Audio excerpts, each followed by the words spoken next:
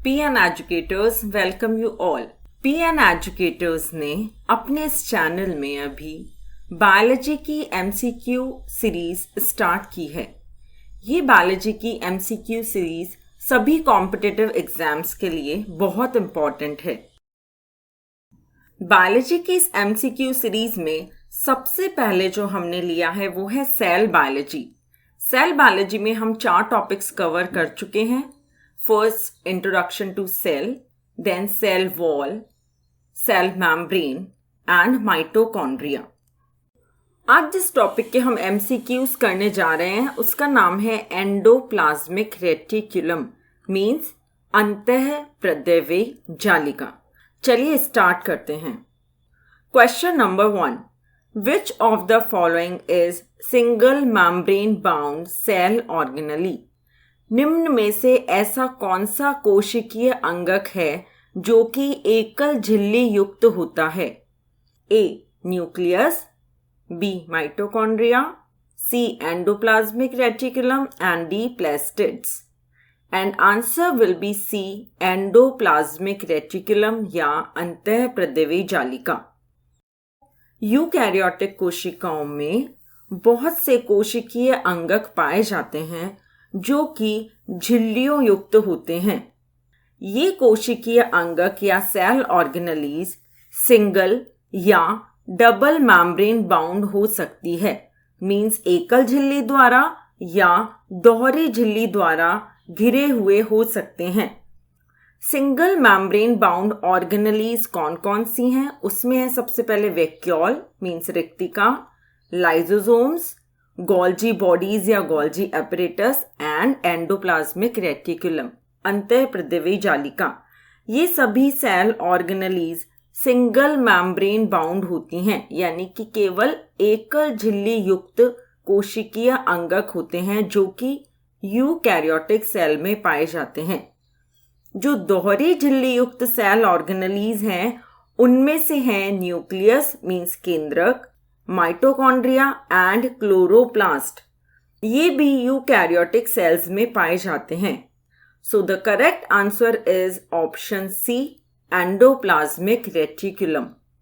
Question number 2, the term endoplasmic reticulum was given by. अंतःप्रद्रव्य जालिका term किसके द्वारा दी गई थी? A Benda, B Porter, C Altmann and D Kolliker. And answer will be B Porter. अंतःप्रद्रव्य जालिका सभी यूकैरियोटिक कोशिकाओं में पाई जाती है और डिफरेंट फंक्शंस में इन्वॉल्व होती है। इस सेल ऑर्गेनेली को नाम सबसे पहले 1953 में कीथ पोर्टर ने दिया था। उन्होंने टिश्यू कल्चर सेल्स को माइक्रोस्कोप यानी सूक्ष्मदर्शी में देखा था, जो कि एक इलेक्ट्रॉन माइक्रोस्कोप थी, और उन ऑब्जर्वेशंस के अकॉर्डिंग इसका नाम दिया था endoplasmic reticulum. So answer will be B Porter. Question number 3, which is the type of endoplasmic reticulum? निम्न में से कौन सा अंतःप्रद्रव्य जालिका का प्रकार है? ए स्मूथ ER मीन्स चिकनी अंतःप्रद्रव्य जालिका, बी रफ ER मीन्स खुरदरी अंतःप्रद्रव्य जालिका, सी बोथ यानी दोनों प्रकार की, या D none of the above.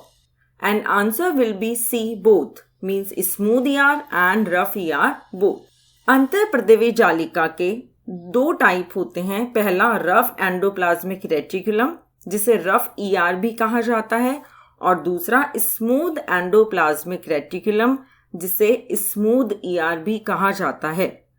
दोनों ही प्रकार प्लांट्स और एनिमल सेल्स दोनों में प्रेजेंट होते हैं। So answer will be C both.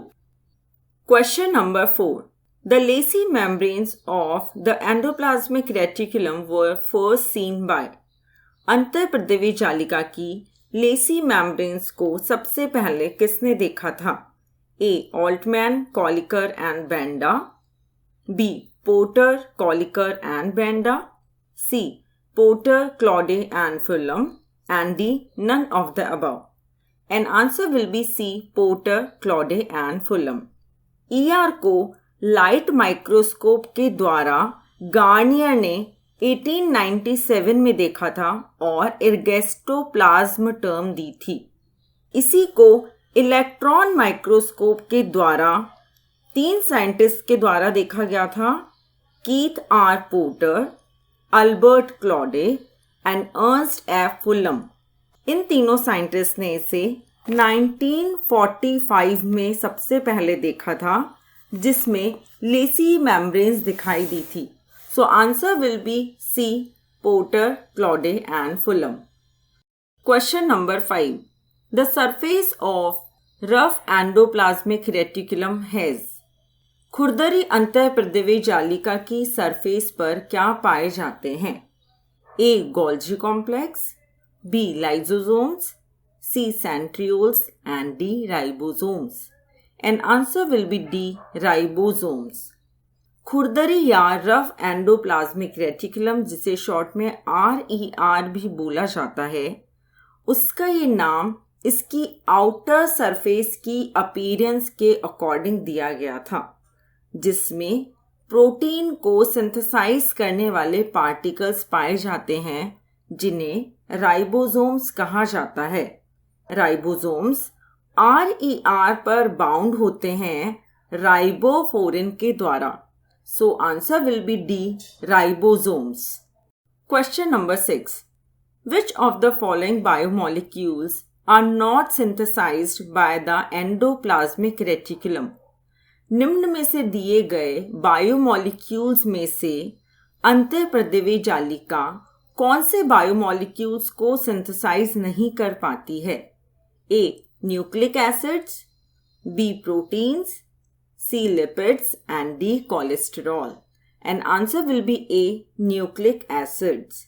अंतःप्रदिवी जालिका का प्राइमरी फंक्शन या मेन फंक्शंस प्रोटीन को सिंथेसाइज करना है, लेकिन ये कुछ अमाउंट में लिपिड्स और कोलेस्ट्रॉल मॉलिक्यूल्स को भी सिंथेसाइज कर सकती है, लेकिन ये कभी भी न्यूक्लिक एसिड्स को सिंथेसाइज नहीं कर पाती है। So answer will B A. Nucleic acids. Question number 7. Smooth endoplasmic reticulum is mainly consist of. चिकनी अंतःप्रदिवी जालिका निम्न में से मेनली कौन सी संरचनाओं की बनी होती है? A. Cisternae and tubules, B. Cisternae and vesicles, C. Vesicles only and D. Tubules and vesicles. And answer will be D. Tubules and vesicles. Smooth endoplasmic reticulum एक मैशवर्क होता है जिसमें disc like tubular membrane vesicles पाए जाते हैं। इनका काम synthesis और स्टोरेज करना है लिपिड्स का। इसके अलावा ये कोलेस्टेरॉल और फॉस्फोलिपिड्स को भी सिंथेसाइज करते हैं, जो कि सेलुलर मेम्ब्रेन्स के प्रोडक्शन में काम आते हैं। So answer will be D, tubules and vesicles. Question number 8. Functions of smooth endoplasmic reticulum are. Smooth अंतःप्रदिवी जालिका के कार्य निम्न में से कौन से हैं? A. Synthesis of essential lipids, B. Metabolism of carbohydrates, C. Production of steroid hormones and D. All of the above. And answer will be D. All of the above. Smooth endoplasmic reticulum के functions में mainly metabolic processes आती हैं। ये lipids, phospholipids, इन सबको synthesise कर सकता है। इसके अलावा ये स्टेरॉयड हार्मोन्स का भी प्रोडक्शन करता है। ये टेस्टीज, ओवरी और स्किन ऑयल ग्लैंड्स में ज़्यादा पाया जाता है। So answer will be D, all of the above. Question number 9. Functions of rough endoplasmic reticulum are. निम्न में से कौन से कार्य खुरदरी अंतःप्रदिवी जालिका के हैं? A. Protein synthesis, B. Protein folding, C. Protein sorting and D. All of the above. And answer will be D, all of the above. Rough ER का मेन कार्य synthesis, folding and modification of proteins होता है। इसके अलावा इसका important role induction of apoptosis में भी होता है। ये माइटोकॉन्ड्रिया के क्लोज इंटरेक्शन में पाई जाती है। So answer will be D, all of the above. Question number 10. RER differs from SER in presence of. खुरदरी अंतःप्रदेवी जालिका चिकनी अंतःप्रदेवी जालिका से किस प्रकार भिन्न होती है? A. राइबोसोम्स के द्वारा, B. DNA के द्वारा, C. न्यूक्लियस के द्वारा and D. न्यूक्लियोलस के द्वारा. And answer will be A. Ribosomes. तो जो मोस्ट बेसिक डिफरेंस होता है RER में और SER में वो होता है राइबोसोम्स की प्रेजेंस. यदि अंतःप्रदेवी जालिका या ER की सरफेस के ऊपर राइबोसोम्स पाए जाते हैं तो वो इसे एक रफ अपीयरेंस देते हैं, इसीलिए इसे रफ ER कहा जाता है. ऑन द अदर हैंड जो स्मूथ ER होती है उसकी बाहर की सरफेस पर राइबोसोम्स नहीं पाए जाते, इसीलिए वो बाहर से स्मूथ होती है और SER कहलाती है. So answer will B A. Ribosomes. आज की सीरीज में इतना ही. फिर मिलते हैं किसी नेक्स्ट सीरीज में नए MCQs के साथ में. Thank you so much all.